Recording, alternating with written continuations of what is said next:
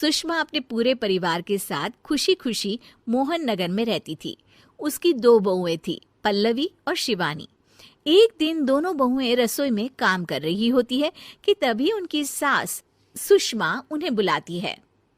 अरे बहू, जरा इधर तो आना।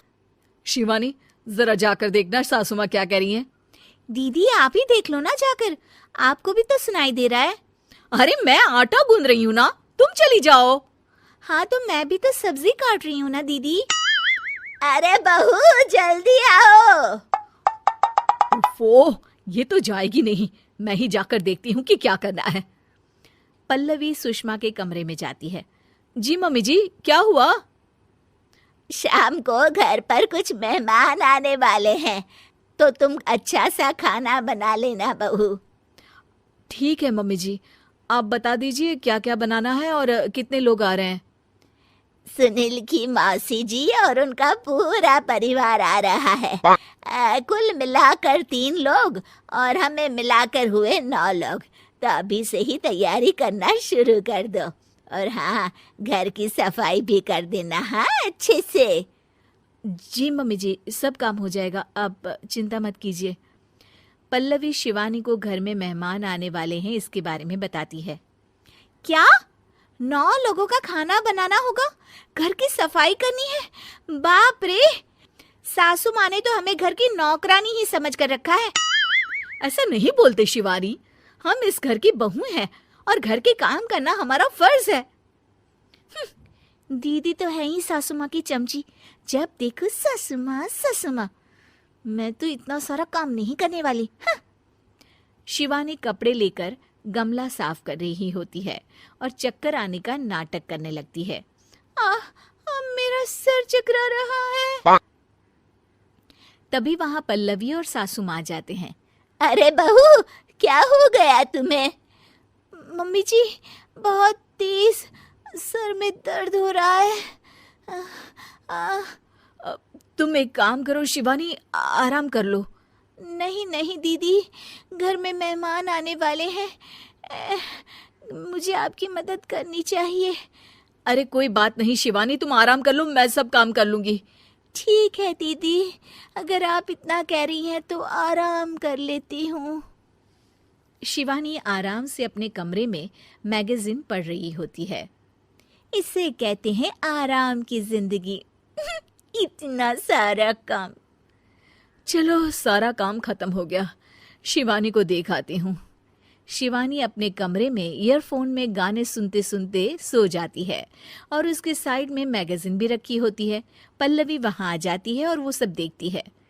ओहो, तो मतलब सब काम चोरी का बहाना था। अभी बताती हूँ इसको। घर का सारा काम मुझे करना पड़ा और ये महारानी यहाँ मैगजीन पढ़ रही है, गाने सुन रही है। पल्लवी रसोई से एक प्लेट और चम्मच लेकर आती है और शिवानी को थाली बजाकर उठाने लगती है। शिवानी अचानक से उठती है। उठ गई महारानी, गाने भी सुन लिए, मैगजीन भी पढ़ ली। तुम तो बहुत बड़ी झूठी निकली शिवानी। तुमने सर दर्द का बहाना बनाया ताकि काम करने से बच सको।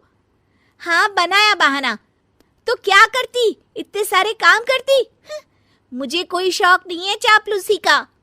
क्या चापलूसी? तुम्हें लगता है कि मैं सारे काम चापलूसी के लिए कर रही हूँ? और नहीं तो क्या। तभी वहां सासू माँ आ जाती हैं। अरे बहू, वो लोग बस आने ही वाले हैं, तुम तैयारियां कर लो। जी सासू माँ, तुझे तो मैं बाद में देखती हूँ। सब खाना खाने बैठते हैं और खाना शुरू करते हैं। तभी सुनील की मौसी बोलती है। वाह भाई वाह, खाना तो बहुत ही अच्छा बना है सुषमा जी, एक एक चीज में क्या स्वाद है। ये सुनकर शिवानी मुंह बना लेती है। उसे अपनी जेठानी की इतनी तारीफ रास नहीं आती। आपकी बहुएं तो बहुत ही अच्छा खाना बनाती हैं। हाँ बनाती तो दोनों ही अच्छा है, पर आज ना ये सारा खाना बड़ी बहू ने बनाया है। छोटी बहू की तबीयत ठीक नहीं थी, सो इसलिए। मानना पड़ेगा सुषमा जी, आपकी बड़ी बहू तो बहुत ही गुणवान है। पल्लवी की तारीफ सुनकर शिवानी को जलन होती है। पल्लवी ये सुनकर खुश हो जाती है और शिवानी की तरफ देखकर उसे चिढ़ाती है। कुछ देर बाद मेहमानों के जाने का वक्त हो जाता है। मौसी जी सबके लिए उपहार लाई होती है, वो सबको शगुन के पैसे देती हैं और अंत में पल्लवी के पास आती है। तुम्हारे लिए शगुन का लिफाफा तो है ही, पर बहू तुम्हें एक और उपहार भी मिलेगा इतना अच्छा खाना बनाने के लिए। मौसी अपने सोने के कंगन निकालकर पल्लवी को पहना देती है। ये लो, ये मेरे मनपसंद कंगन है, अब से ये तुम्हारे हुए। धन्यवाद मौसी जी। ये देखकर शिवानी तो पूरी तरह से जल जाती है और गुस्से से रसोई में चली जाती है।